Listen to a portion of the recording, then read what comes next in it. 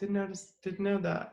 I didn't really expect it, but yeah. And then my one of my other favorite secondary. Well, this might even be a lower tier character. Is Andy Dick's character. Oh, he was my other one too. I liked his delivery. I like when he does his little montage or little monologue about the bringing them out, and then he's like, you better. I think he just got serious, so he pushes them on. Then he has a funny line at the end of the movie: "Free cable my ass." And he's like smacks the Yes, yeah. set. Instead To of me, that was like, I love that they brought him back at the very end because he's like sitting on his throne, isn't he? With his knights around him and he with the smacks the and another secondary character that is a complete jerk um, is Robin's date, Owen Wilson. Owen Wilson. I was thinking about him too. And I He like that pulled that scene. off so well. Yes, that's a really I like that scene as well, and I like the music that they use. Soft peanuts, soft peanuts.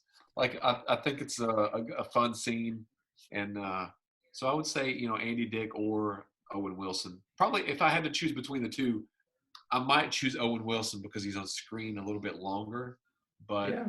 I like both of those secondary performers. But Andy Dick, he's kind of like Janine Garofalo. His moments are just perfect, Yes, and then we brief. move on. Yep, Yeah. yep, All right, so is that Owen Wilson's real nose in that in his yeah. scenes?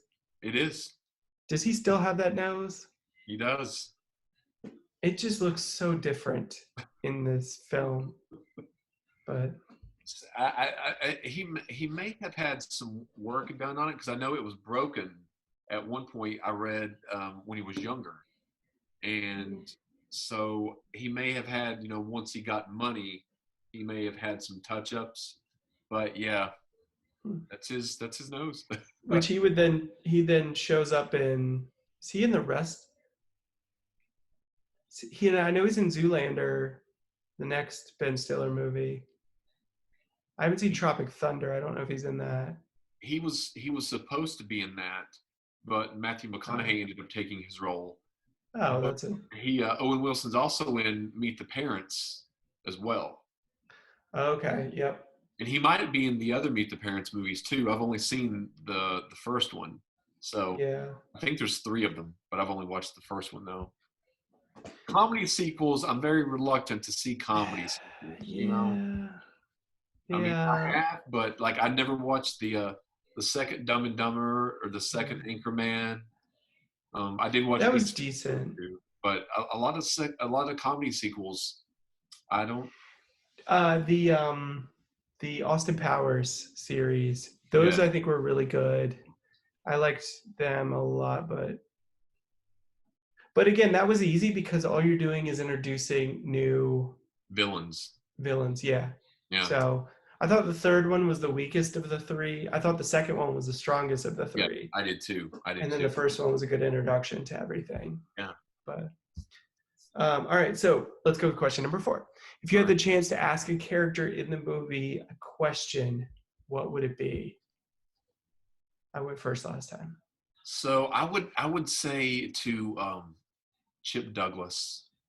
I know that you were raised by basically a television screen, a television set, all these shows, and you want friendship.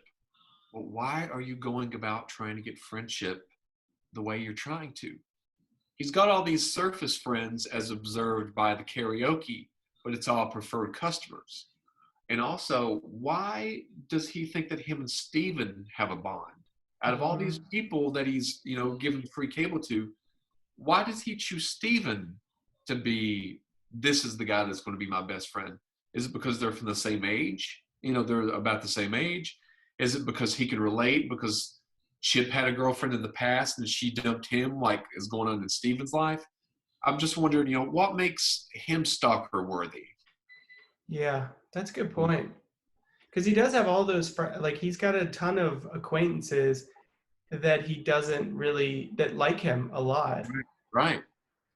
but maybe he's the most normal of them all. Could be because he's got that police officer. He Mm-hmm. knew that prostitute. He knew Raul, the guy that was singing at the. the karaoke, Yeah. that older man or the old gentleman that's singing, and there's some other Andy people. Dick's characters, the Yeah, Knights, yeah. which So he gets something from all of them.